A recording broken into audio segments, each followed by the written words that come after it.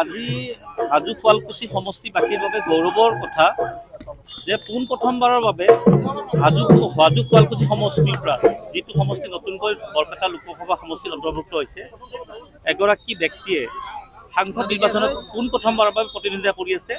সেইবাবে ৰাইজৰ যিটো উৎসাহ যে দুলু আহমেদ হাজোৰ গৌৰৱ, গতিকে প্ৰথমবাৰৰ বাবে দুলু আহমেদ আগে পিছে কোনো এনে সাংসদ নিৰ্বাচনত হাজোৰ শুৱালকুছি বা প্ৰতিদ্বন্দ্বিতা কৰা নাছিলে, প্ৰায় উৎসাহিত হৈছে। সকলোৱে এটা কথাই কৈছে যে আমি দলে বলে ইয়াত কোনো অন্য কথা আহিয়ে নপৰে, দুলু আহমেদ আমাৰ হাজোৰ গৌৰৱ, গতিকে দুলু আহমেদক ভোট দিম। দলে বোলে আজি আমাৰ মুখ্য কাৰ্যালয় উদ্বোধনী অনুষ্ঠান আছিলে, সকলোৱে দলে বোলে আহিছে, আমাৰ বিহুৰে আদৰিছে আৰু স্থানীয় ৰাইজ ওলাই আহিছে। ইয়াত হাজো বুলি ক'লে তাতো সমন্বয়ৰ বাৰ্তা এটা থাকেই, ইয়াত কোনো ধৰণৰ সাম্প্ৰদায়িক শক্তিয়ে কেতিয়াও স্থান নাপায়। গতিকে এইবাৰ নিৰ্বাচনত এটা ভাল ফলাফল দেখিবলৈ পাব। হাজোবাসীৰ বাবে গৌৰৱ হ'ব যে প্ৰথমবাৰৰ বাবে হাজোৰ পৰা সাংসদ হ'ব গৈছে।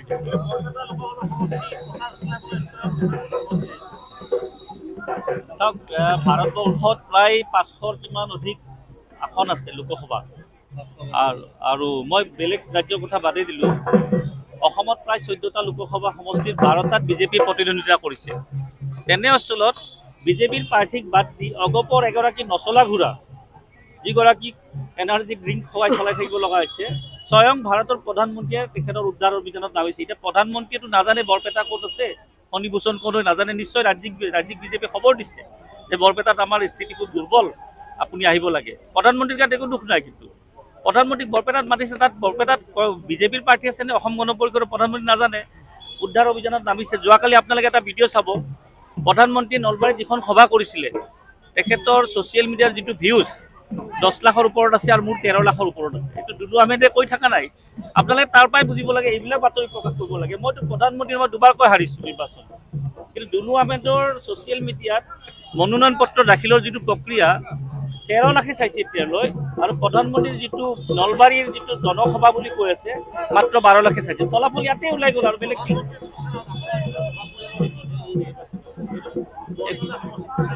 একো প্ৰভাৱ নপৰে। প্ৰধানমন্ত্ৰী যেনেকুৱা ৰাজ্যবোৰত সভা কৰে ঠিক তেনেকুৱা ৰাজ্যিক বিজেপিয়ে লৈ আহিছে। ৰাজ্যিক বিজেপিয়ে ভাবিছে যে প্ৰধানমন্ত্ৰীক আনিলে ফণী উদ্ধাৰ অভিযানত সহায় হ'ব বুলি। একো সহায় নহয়।